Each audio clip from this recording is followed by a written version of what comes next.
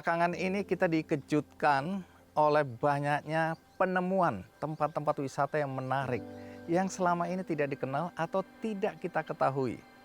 Nah, ini berkaitan dengan teknologi digital yang semakin lama semakin berkembang. Anak-anak muda yang memanfaatkan media sosial untuk kegiatan-kegiatan mereka, memanfaatkan platform ini untuk menceritakan kisah mereka ketika berada di satu tempat yang menurut mereka menarik dan belum banyak diketahui oleh banyak orang. Tapi ada hal yang mungkin penting untuk saya sampaikan hari ini karena berkaitan dengan pertanyaan, mengapa sekarang banyak sekali desa yang tumbuh berkembang menjadi tempat wisata yang menarik? Siapa sebenarnya penggagasnya? Dari mana awal mulanya? Nah, ada dua hal yang menjadi catatan saya ketika melihat perkembangan yang terjadi belakangan ini. Yang pertama tentu saja karena Indonesia adalah negeri yang indah dengan alamnya yang luar biasa. Sehingga banyak orang sepakat bahwa Indonesia adalah sepenggal surga yang jatuh ke bumi. Tapi tentu kita tidak akan bisa melihat keindahan surga itu kalau tidak dikelola dengan baik. Nah, yang kedua ini menarik. Siapa sebenarnya yang menjadi inisiator yang kemudian kita sebut sebagai daerah yang menarik untuk wisata? Ada dua perspektif dalam melihat bagian yang ini. Pertama, saya melihat bahwa penggagas utama biasanya adalah local hero. Saya menyebutnya local hero karena mereka adalah inisiator yang dengan segala daya, segala upaya mencoba untuk mengembangkan daerahnya. Kita ambil contoh sekarang Dieng Culture Festival. Mungkin dulu orang hanya mendengar Dieng sebagai objek wisata, ada di sana candi, tetapi sekarang kita melihat ada satu kegiatan yang go global atau go internasional. Nah, Dieng Culture Festival dulu tidak terlalu dikenal. Tapi ada seorang inisiator yang luar biasa, punya komitmen yang tinggi, daya juang yang luar biasa, namanya Alif Fauzi.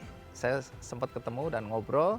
Nah, Alif ini dengan segala perjuangan di usia 23 tahun, sekitar tahun 2006, dia menggagas lahirnya Pok Darwis, mengajak serta anak-anak muda.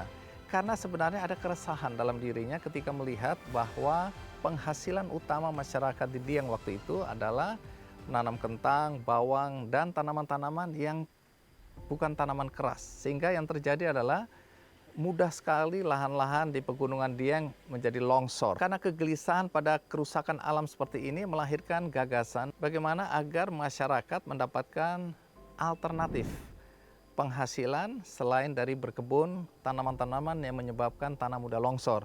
Maka lahirlah Dieng Culture Festival yang kita kenal seperti sekarang. Di sana ada jazz atas awan, ada kegiatan-kegiatan potong rambut gimbal, sebuah tradisi yang menarik sekali, dan pertunjukan-pertunjukan lain yang menjadi daya tarik para wisatawan. Berikutnya ada cerita mengenai Jember Fashion Carnival.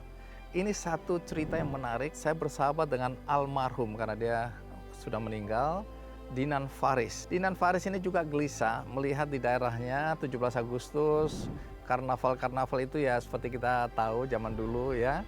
Anak-anak kecil berbaris menggunakan baju TNI, polisi, perawat, petani, dan macam-macam.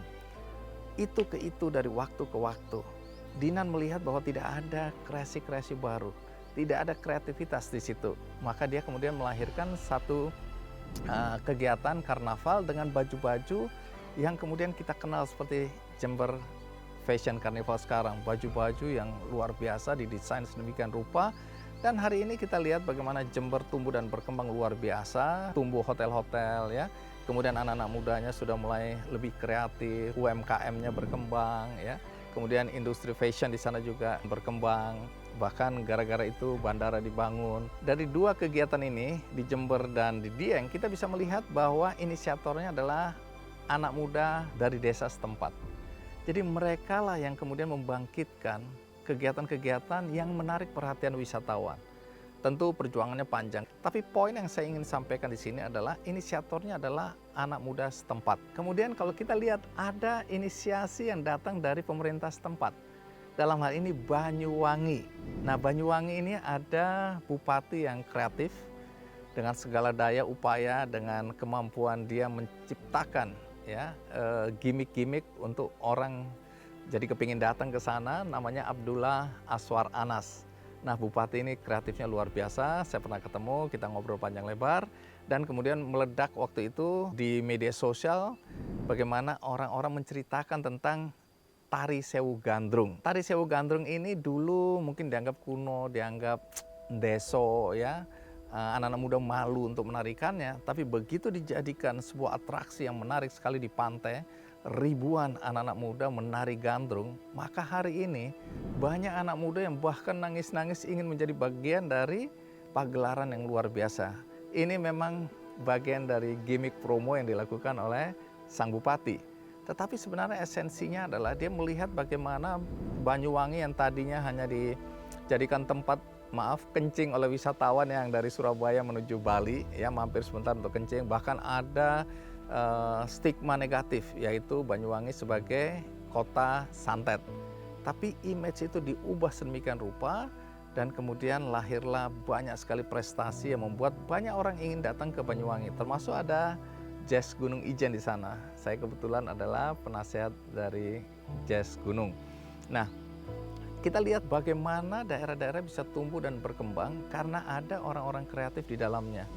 Dan ini adalah potensi yang luar biasa. Tentu ini tidak mudah. Banyak sekali onak dan duri harus dilalui tantangan-tantangan. Misalnya Dinan di Jember.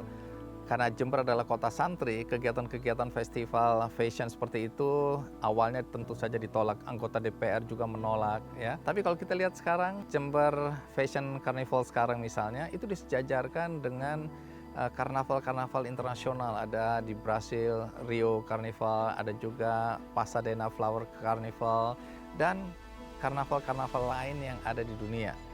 Nah, jadi dimulai dari satu gagasan kecil, diperjuangkan, memang waktunya bisa 7 tahun, 8 tahun baru bisa lihat hasilnya, maka tidak tertutup kemungkinan gagasan yang awalnya dianggap sepele dari seorang anak muda di desa, kemudian bisa menjadi satu ajang pagelaran atau ajang kegiatan yang bertaraf internasional. Jadi bagi siapapun yang mendengar cerita ini, terutama anak-anak muda, kalau kalian melihat bahwa desa kalian sebenarnya adalah desa yang punya potensi karena alamnya, karena keramahan masyarakatnya, karena potensi untuk pengembangan industri pariwisata dan industri kreatifnya, maka pulanglah. Desa menantimu. Desa adalah masa depan Indonesia.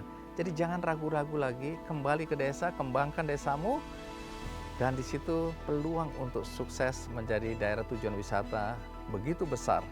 Dan kita tahu masyarakat bisa mendapatkan manfaat dari homestay yang dikembangkan di desa-desa wisata. Ya, kita lihat masyarakatnya bisa mengembangkan usaha kulinernya, usaha industri rumahan dan lain-lain.